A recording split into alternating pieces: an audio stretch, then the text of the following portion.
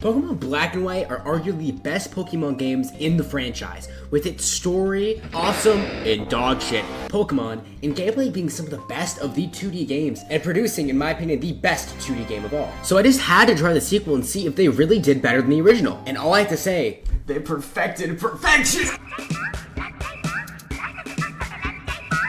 Burn him, good boy! You're dead, Dio! Yo, it's the Flying Dutchman from SpongeBob Tartan. Yo, it's Twink!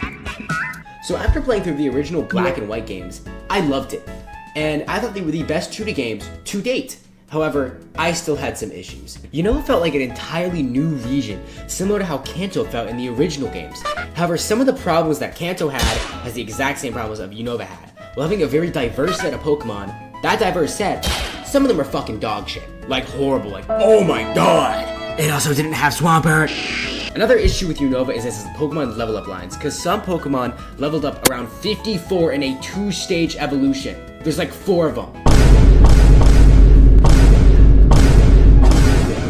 What the fuck? Also, the Elite Four had a 10-level jump from the 8th gym, and they're right next to each other. So I wanted to see if Black and White 2 actually fixed the issues of leveling, story, and whatever it had.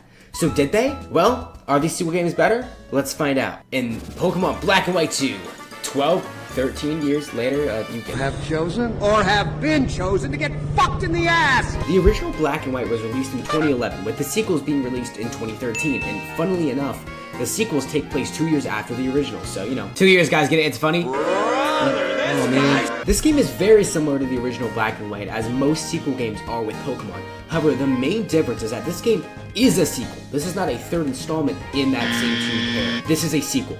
Full-blown. New additions to the map, new Pokemon, the whole deal. To expand on this, right off the bat, you get multiple brand new areas that are fresh with new towns, music, etc.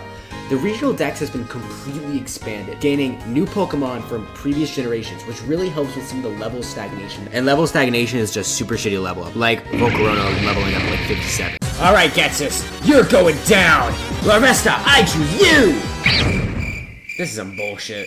Which was an overall improvement from the original Black and White. Ratings of this game were overall mixed, with some people saying that the game was better than the original Black and White, and some people saying that it was worse than the Black and White. And personally, what I think Black and White 2 actually did do better 100% was the Who's that Pokemon? It's Pikachu! It's Clefairy! The limited roster of Pokemon Black and White is no more, with an older gen Pokemon being added to this game, which fixes a lot of issues that I think the original game had with only having Unova Pokemon. To clarify, I don't think only having Unova Pokemon is bad in a game like this.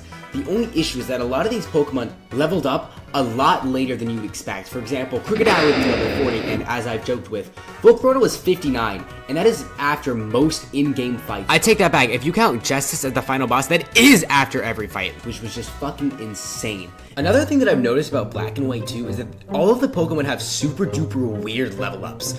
A shit ton of them level up at 40, 51, 53, 49, 59, compared to a lot of older games which only would level up around 36, and at rarest like 38. And what's weird to me is that Gen 5 is the only generation that I see do this really bad, which is probably why the level up in this game is so shit. However, the game did try to help remediate this by adding breeders occasionally across the map that you could rebattle multiple times that had like Adinos and shit, so you'd be able to get XP a lot faster compared to the hell that was the previous game. Enemy. Being able to get more Pokemon of more types earlier on is always welcome, of course, and I think the Dex is a great addition because I get to play some of my favorite Pokemon of all time, Swampert. Now, the only new additions Pokemon of this generation wise would technically be the Mythicals and those Genies getting the new forms, but fuck those Genies, fuck their forms, fuck them, they'll kill themselves. Respectfully, of course. Now, the new trainers are obviously a dozy, because there are going to be new gym leaders, there's going to be a new champion, and some new characters overall. There are 3 gym leaders that were brought back and or are brand new, which is going to be Sharon, which is our rival from the previous game, Roxy, which is some rock chick, Gnarly, and Marlin, who's just some water guy. All the gym leaders that were replaced in this game are actually still in the game, in the Pokemon World Tournament, where you actually can find all the gym leaders from every single game previous, like Sinnoh, Kanto, Hoenn, etc, etc. Colress is a new addition, and he's basically our enemy rival throughout the story, basically working for Team Plasma and seeing us grow as he grows. Our other main rival is going to be Hugh, and Hugh does jack shit until the end of the story where he gets his sisters Perling back, How sweet. Fuck you, Hugh, you're just annoying. So, where'd N go again? He took off his pants. I'll give him a week. I'll give him 11 minutes. Alright, so guys, at this point of the video, CapCut got banned. I don't know how I'm still using it, so if there's a dip in quality, I apologize. I'm trying to still use it before I get shut down, so fuck you, US government! So not gonna lie, compared to Black and White, this lore is a bit of a downgrade. Please don't kill me. The story in this game takes a slight different turn than the originals, because it's less about, like, philosophical, psychological, fuck that. It's about deep themes and more about adventure and growth. Team Plasma's returning, however, it's in two factions now pretty much, which is, one is led by Gensis, which he's still up to his world domination shenanigans and he's still a terrorist, and the other is led by N, who is still trying to make up for his past mistakes and is still also technically a terrorist. So, a lot of terrorists in this game. Alright, Gensis, you're going down. We're gonna take you out. We're gonna hey officers. He's a gun! Open fire! I smell a promotion. Seeing the returning characters are really, really cool, and seeing them try to take down Team Plasma finally and deal with the two dragons is really cool.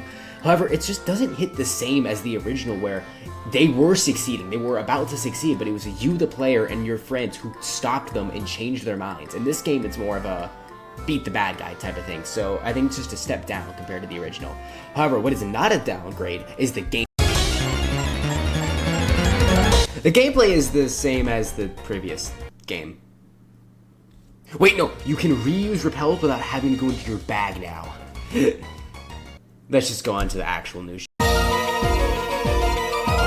So I'm going to summarize everything that's new real quick, because there's a decent amount of new stuff that has nothing to do with actually battling, so we'll do the battling stuff first. First up, we got the Pokemon World Tournament. Basically, you can fight past champions, past gym leaders, just a shit ton of different characters, even player characters. That's really the cool parts. It's time to win this tournament. Finally. What? I'm gonna win this tournament. What the fuck? Huh? Huh? Hey, you're me! No, I'm you, but with a stylish hat. This is some bullshit. However, this is more of a post-game thing where you can just fight, and I think this is where you do the online mode. I don't know. I'm using an actual 3DS.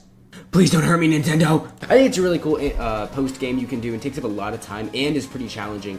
However, if you think differently, you should comment below. Wink, wink, wink, see I'm winking. One thing that I almost forgot to mention that was kind of important is the challenge system that they added. For some reason, Black had the challenge mode and White had the easy mode. There's got to be some racism there. However, I don't really know why they did that, because why don't they just let you have it before you beat the entire game? That's how you would unlock it. You beat the entire game first. Really good idea, executed very poorly. Joint Avenue is your own street that you can control what goes there, who you put there, and what you can buy there. I would say this is useful, however, this is more of a post-game thing you can do, and you can get more people along the game while you're actually playing. However, I didn't.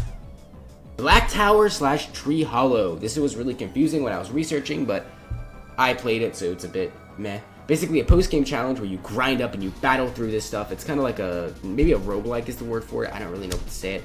And a lot of them have legendaries, so that's fucking stupid. However, if my sources are correct, you get a free shiny Gibble and or Dratini if you beat it. Gnarly. Now, there's one thing that I think both games do so fabulously on, it makes me cream in my pants. It's the fucking music.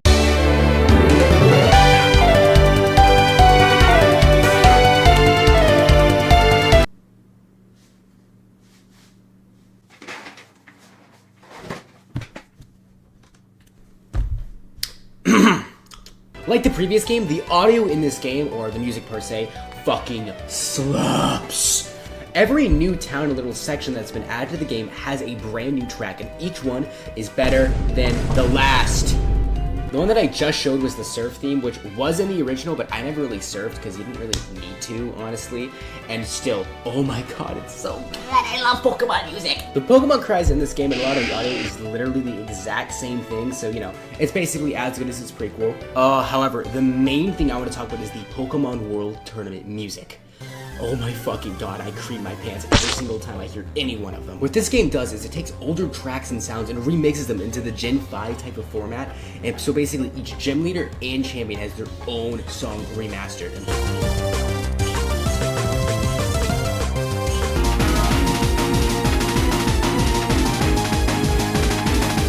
So instead of using the base battle music for the tracks of the normal game, it uses its own unique music for the World Cup, whatever.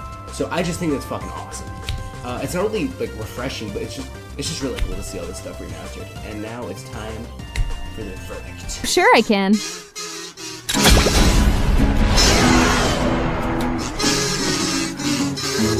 Black and White 2 don't just fix the issues of the original, they expand on what made them so great. And while some cons of the game are the story being a bit less and lackluster compared to the original, it's not necessarily its fault since it's a sequel more than an original story. However, even then the story is still great, all the new characters are awesome, and the expanded roster of Pokemon fixes a lot of the issues that the levels have. So, are these games better? I would say personally yes, I had a better experience in the original Black and White, even though I was literally underleveled the entire game. How the fuck did that happen? I don't know. However, I'll let you decide. These games are must-plays, even in 2025, and get a 9.6 on the scale.